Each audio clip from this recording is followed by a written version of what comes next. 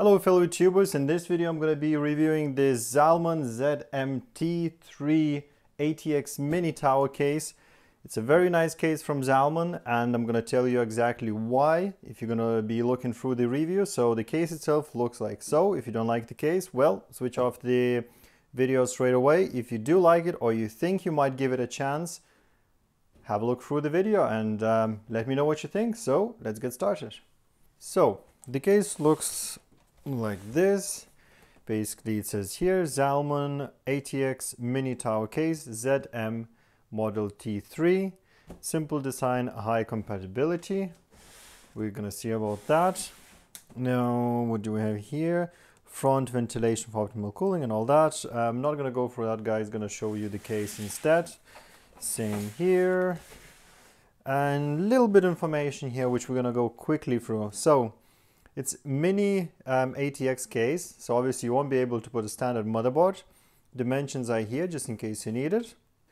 Motherboard compatibility, micro ATX and mini ATX, just as I mentioned, and you have other things there. Internal bay by 1 for 525, which is your optical drive. 3.5 inch has 2 bays, and 2.5 inch, which is SSD or laptop kind of type of hard drives, is 3 of them. And we have expansion card slots 4, which is plenty for most of us. Front we have 120mm fan vent plus well, only one, and the fan is optional. For the rear we have 92mm fan vent, fan included, which is nice, and we have side fan also slot, which is also optional. And input and output is headphones, microphone as usual, one USB 3.0, which is nice to see in a budget case, and one USB 2.0. So that's the box. Let's open it up. Okay, as most of you expect, when you open the box, you would see computer case. First things first, let's have a look at the packaging. I would highly advise you to take the computer case that way. First of all, it's easier. Second of all, you won't get as much shock because there is plenty of static buildup. So obviously don't have your computer components sitting beside. Well, I have my motherboard and power supply that's gonna go into this bad boy there, but well, hopefully we're not gonna touch that far. As you see, packaging is quite thin, but sturdy enough, I suppose, because the case is very light. I was surprised to see how light it is. Actually, I thought the box was empty. That's how light it was. But it's not a bad thing. I mean, after all, you're gonna load it up with components anyway, and being a small case and a light case, as long as it's offering what you need it to offer to you, that's the main thing. So there you go, the case is out of the wrapping. Straight away you can see the two side fan mounting points here. I'm not sure if there is some sort of a cover for that. We're gonna see when we look inside. Quickly through the input-output shield. So we have input-output shield, the fan that was mentioned. This one I believe is 92mm. And we have 1, 2, 3, 4 PCI or PCI Express slots here. Some mounting there for water cooling, if I'm not mistaken. Very nice. Power supply is on the bottom, dragging air from the bottom of the case, which would look like that. And another thing straight away, very unusual, is to have some sort of filter. Now, this one seems like a rubbery. I'm not actually going to remove it because, quite simply, it's fine where it is. But it is some sort of dust filter, which is nice to have.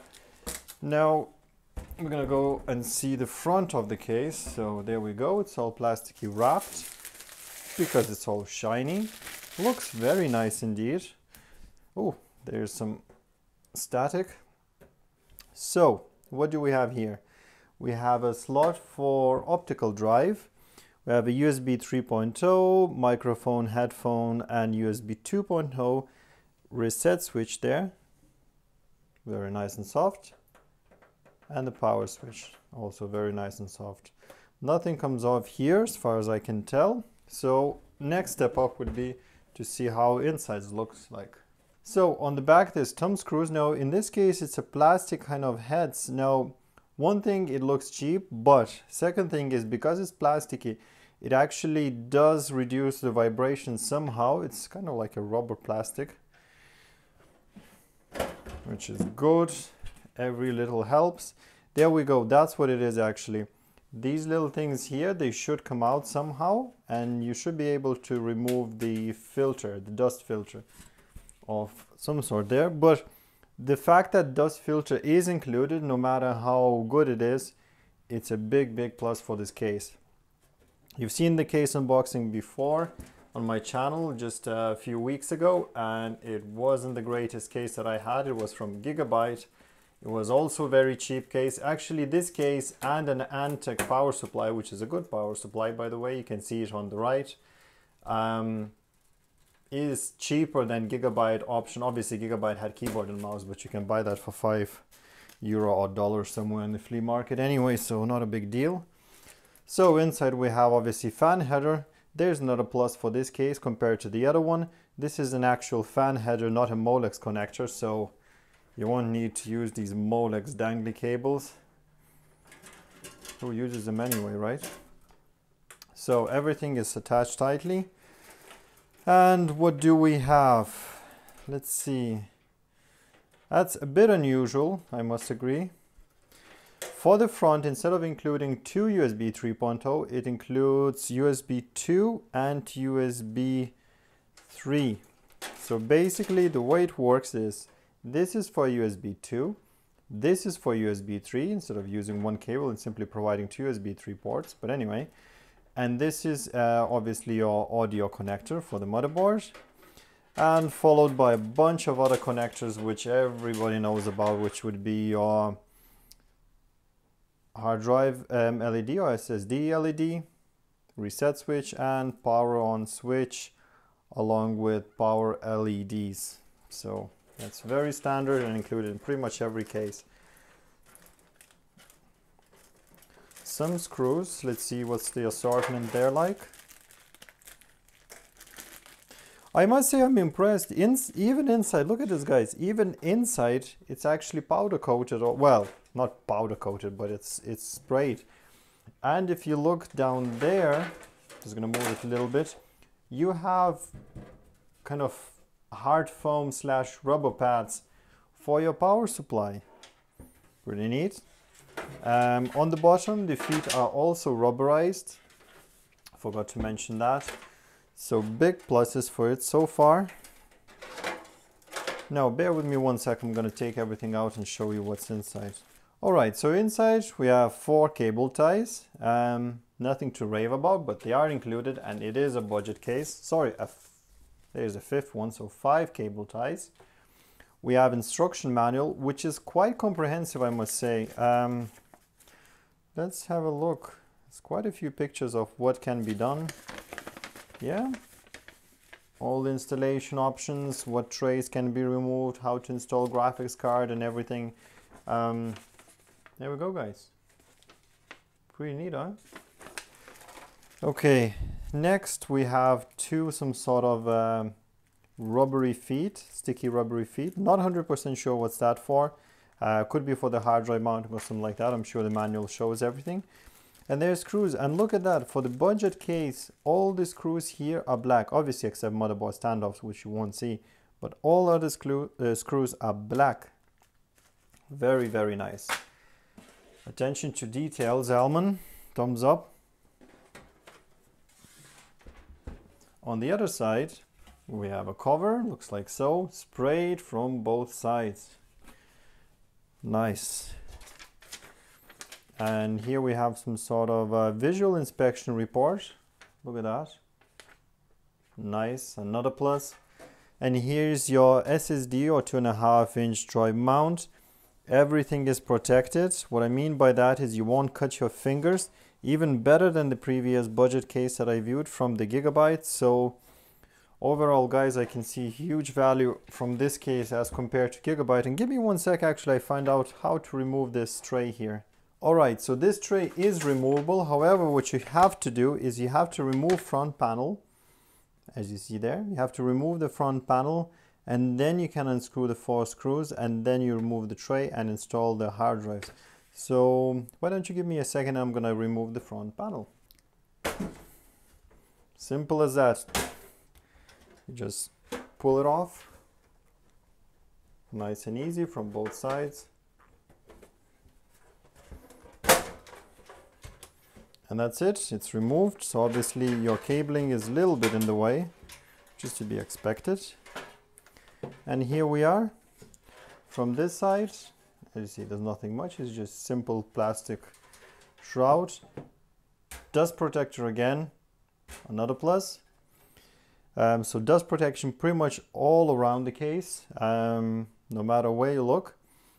That's your 525-inch bay. That's your two bays for 3.5-inch drives, I believe.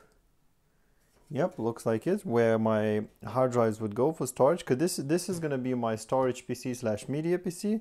So very neat. Alright guys, give me 1 sec, I'm going to put everything together and I'm going to sum it up. Alright guys, so conclusion. Well, I'm really short of words. First things first, it's a mini ATX case, so obviously it's not full ATX or something bigger.